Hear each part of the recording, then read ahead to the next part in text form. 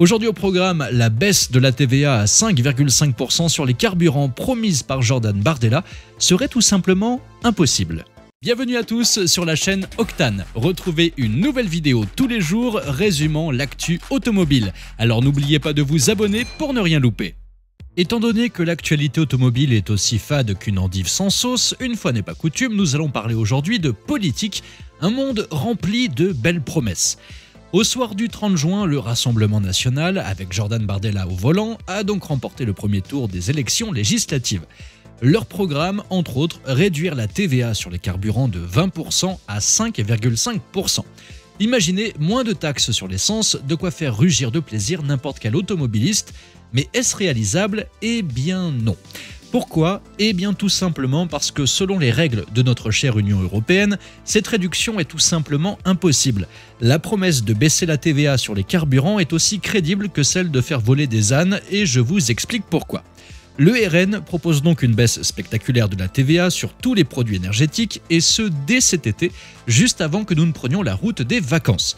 Cela devrait faire passer le prix du samplon 95 de 1,83€ à 1,55€ le litre en moyenne et celui du gasoil de 1,76€ à 1,48€. Une économie d'environ 14€ sur un plein de 50 litres. Sur le papier, ça ferait donc plaisir à tout le monde. Mais en réalité, les règles de l'Union européenne sont aussi flexibles qu'un tank. Pour respecter ses engagements climatiques, l'UE a en effet fixé un taux de TVA minimum de 15% pour les carburants. Et même si l'on peut obtenir des dérogations pour 29 catégories de produits, et ainsi descendre la TVA à 5% minimum, les carburants ne sont évidemment pas sur la liste.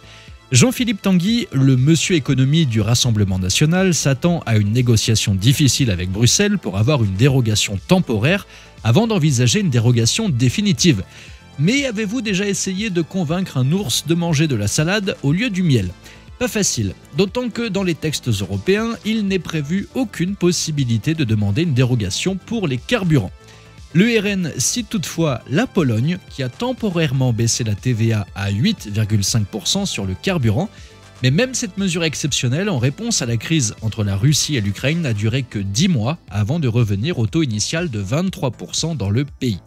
En fin de compte, le Rassemblement national pourrait donc facilement baisser la TVA sur les carburants au 15% minimum fixé par l'Union européenne, mais a priori pas à 5,5%, sauf s'ils ont prévu une solution miracle. Reste à savoir laquelle. De toute façon, depuis la baisse de la TVA à 5,5% pour les restaurants, nous avons maintenant droit à des fromages blancs à 13€. Et encore, le supplément coulis de framboise de chez Aldi n'est pas inclus. Et vous, que pensez-vous de tout ce bazar? Dites-moi ça dans les commentaires. Merci à tous d'avoir suivi cette nouvelle vidéo. N'hésitez pas à vous abonner, à activer la cloche des notifications pour être sûr de ne rien louper, liker, partager et vous pouvez également venir nous rejoindre sur notre compte TikTok. Ciao!